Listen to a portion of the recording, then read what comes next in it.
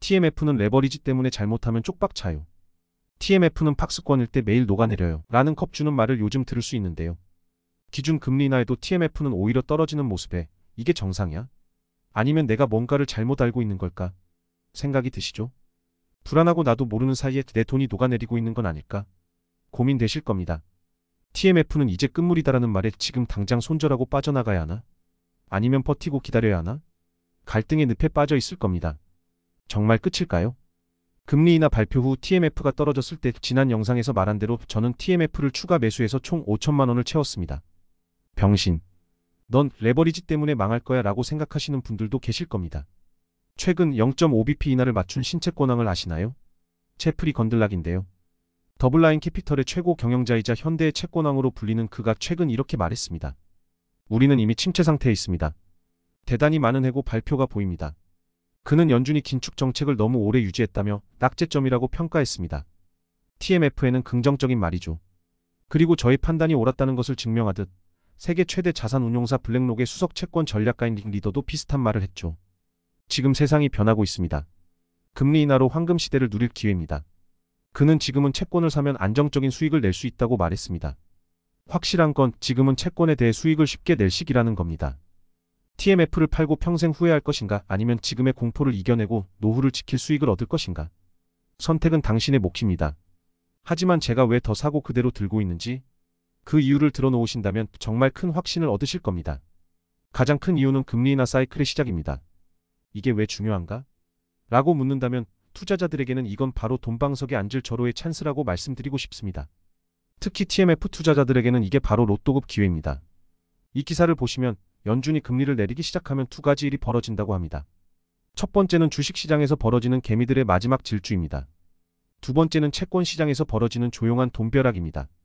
눈에 잘 띄지 않지만 이 돈벼락의 위력은 어마어마합니다. 과거를 보면 금리 인하는 두 가지 얼굴을 가지고 있습니다. 금리가 내려가면 주식 같은 위험 자산들은 한 번 더 랠리를 펼칩니다. 이 현상은 투자자들이 금리 인하로 인한 경제 둔화 신호를 무시하고 마지막까지 수익을 노리기 때문입니다. 하지만 이 마지막 랠리를 주도하는 자금은 스마트머니가 아닌 핫머니입니다. 쉽게 말해 투기적 자본이나 개인들의 자금입니다. 이들은 짧은 기간 동안 폭발적인 수익을 기대하지만 곧 실물 경제의 현실에 의해 주가는 하락할 것입니다. 2019년에도 비슷한 일이 있었습니다.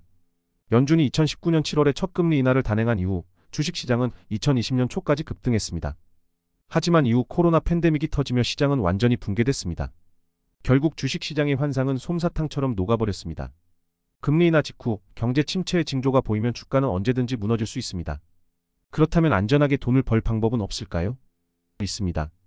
바로 채권입니다. 고금리 정책이 끝나고 금리가 내려가기 시작하면 채권 시장은 상승합니다.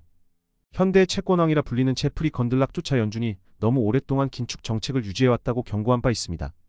고금리의 부작용은 미래에 터질 수밖에 없습니다. 채권이 이때 더욱 빛을 발합니다. 경제가 더 나빠질수록 미국채는 더욱 안전한 자산으로 평가받게 될 것입니다. 특히 경제 위기가 도래하면 미국채는 가장 안전한 자산으로 인정받을 것입니다. 그래서 현 시점에서 저는 채권의 비중을 높였습니다. 그중 TMF를 편안하게 모아가고 있습니다.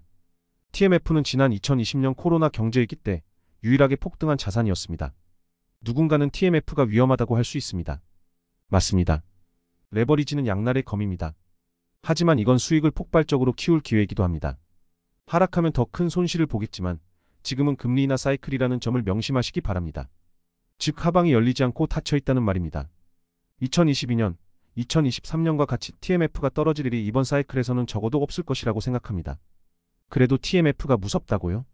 그렇다면 TMF를 살 자격이 없을지도 모릅니다. 성공한 투자자들은 위험을 감수할 줄 알아야 합니다. 지금 TMF를 포기하는 것은 황금을 눈앞에 두고 돌아서는 것과 같습니다. 인내심을 가지세요. 역사는 반복됩니다. 지금 당신은 인생의 갈림길에 서 있습니다. TMF를 팔고 평생 후회할 것인가 아니면 지금의 공포를 이겨내고 수익을 얻을 것인가? 선택은 당신의 몫입니다.